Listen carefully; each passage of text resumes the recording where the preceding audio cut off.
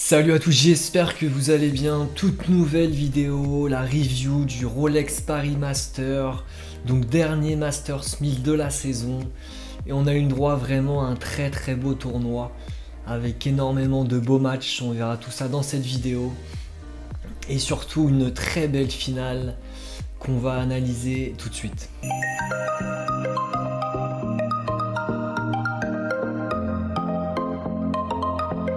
C'est parti pour l'analyse de cette finale, donc entre Auger Aliassime et Yannick Sinner. Et égalité parfaite entre les deux joueurs, 2 victoires chacun. Léger avantage pour Sinner sur surface dure, 2 victoires à 1. Et les deux joueurs ne se sont jamais affrontés en indoor, donc c'était une grande première sur cette finale. Et on va voir le résultat. L'Italien Sinner vainqueur 6-4, 7-6. Donc très gros match, très belle finale, personnellement j'ai bien aimé. Très beau match d'Auger, vraiment très costaud. Mais il a fait face au rouleau compresseur italien beaucoup plus solide en termes de fautes directes, surtout 8 sur ce match, c'est très peu. Plus de coups gagnants également, 2 de plus. Et au moment important, l'Italien a vraiment été très solide, notamment au tie-break du deuxième set, où il a fait la différence. Mais en tout cas, très belle finale et c'est très encourageant pour le Canadien.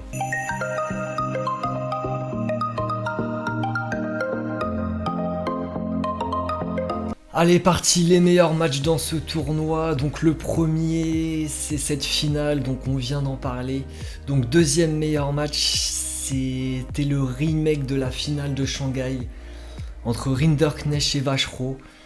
Donc on a eu droit encore à un très beau spectacle entre les deux cousins, donc invités dans ce tournoi. Et Arthur n'a pas démérité, mais comme à Shanghai, il gagne le premier set et il finit par s'incliner en 3-7, donc dommage. Mais il est tombé face à un Vachereau.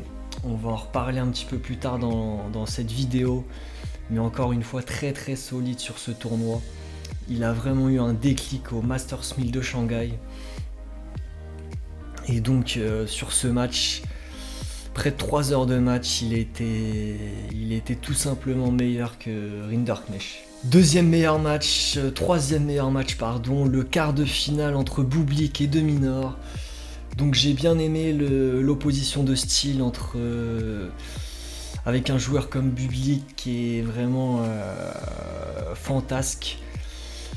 Et De Minaur beaucoup plus sérieux, beaucoup plus collé à sa ligne, avec un jeu beaucoup plus scolaire.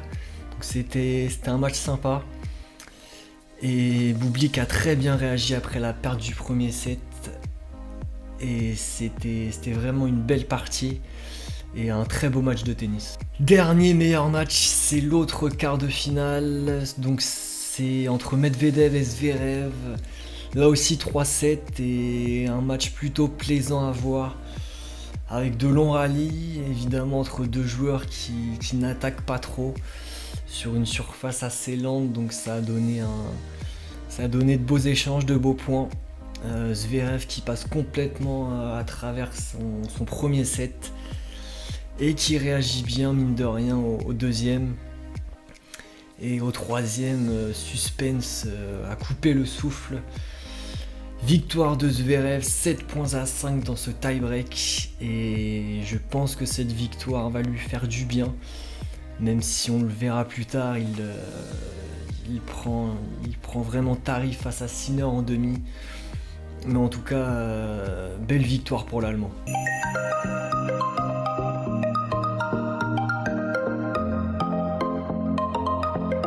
On passe au flop dans ce tournoi. Le premier, c'est l'Espagnol Carlos Alcaraz, donc grand favori de ce tournoi. Je l'avais mis en vainqueur. Et il perd au premier tour face à Cameron Norrie. Assez inattendu. Très surprenant. L'Espagnol qui est passé complètement à travers son match. Donc défaite 4-6-6, 3-6-4. Et Et du coup, il laisse la place de numéro 1 mondial à Sinner en perdant dès le premier tour. L'Italien devait gagner ce tournoi pour la lui reprendre.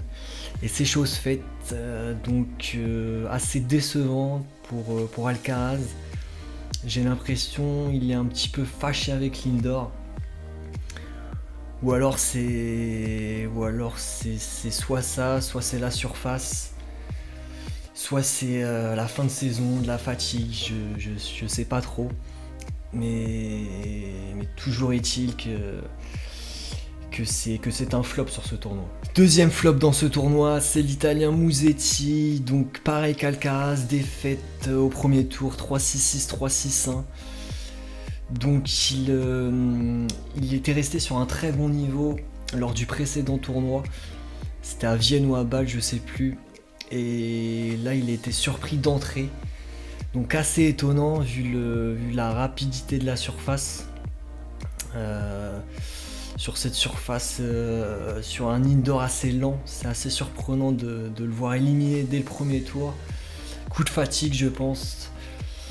Et je crois qu'il est aligné au tournoi de Metz la semaine prochaine, donc faudra surveiller sa forme physique et mentale. Troisième flop, c'est le Norvégien Casper Ruud, donc pareil, éliminé dès le premier tour face à Altmaier 6-3, 7-5. Donc il restait sur un titre pourtant à l'ATP 250 de Stockholm. Et là sur ce tournoi, défait d'entrée.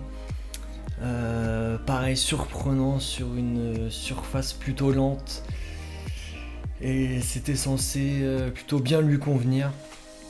Mais Ruud très irrégulier cette année. Dernier top, c'est l'américain Taylor Fritz. Donc lui il perd au deuxième tour face à Bublik 7-6, 6-2.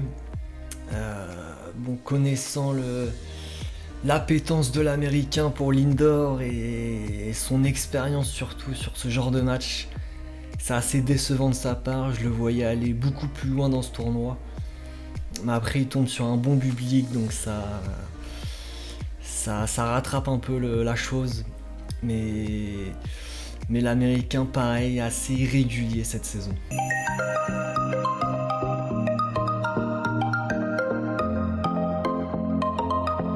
On passe au top, le premier évidemment c'est le vainqueur Sinner, donc excellent tournoi pour l'Italien. Même si sur quelques matchs il y a eu des alertes physiques au niveau du dos il me semble. Mais c'était vraiment un très bon tournoi, ultra solide. Et notamment en demi face à Zverev, où il lui a mis 6-0, 6-1. Donc c'était vraiment très impressionnant, même si Zverev a vraiment tendu le bâton pour se faire battre, comme on dit. Je sais pas s'il était blessé ou pas Zverev, mais il était très très mou sur ce match. Et en finale, donc on l'a vu, victoire face à Auger-Aliassime. Deuxième top, le Canadien Félix Auger-Aliassime. Donc je le voyais un petit peu venir, je l'avais mis en outsider lors de la vidéo preview. Et pas loupé sur ce tournoi. Très très très costaud. Pourtant il a du mal à rentrer dans son tournoi.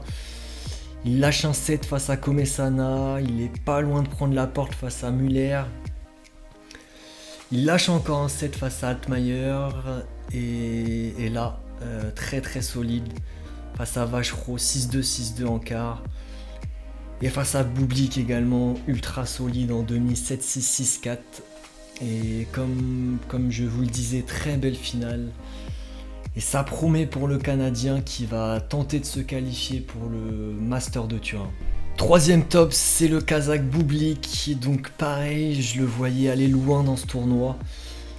Et il fait un très très bon tournoi face à Popirine, Moutet, il gagne facile, même face à Fritz sans trop de difficultés. Excellent match face à Deminor et malheureusement il perd face à Auger, moins solide lors du tie-break. Mais ça n'enlève rien à sa performance parce qu'il est tombé vraiment sur un très bon Auger-Aliassime. Donc voilà, très bon tournoi pour le Kazakh. Et on finit par Vachereau, donc qui confirme. C'était la chose la plus difficile, confirmer après une grande victoire. Il l'a fait sur ce tournoi, et en battant des joueurs sympas, hein, les HK, facilement, en plus 6-1, 6-3, il rebat Rinderknecht, qui est très en forme en ce moment.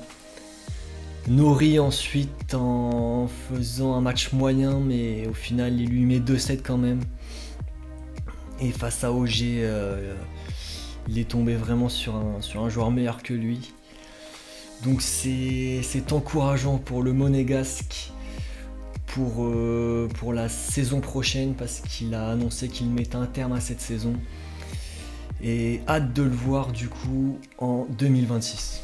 Voilà, c'est tout pour cette vidéo, j'espère qu'elle vous aura plu. Excellente première édition du Rolex Paris Master, avec de très beaux matchs, on les a vus dans cette vidéo.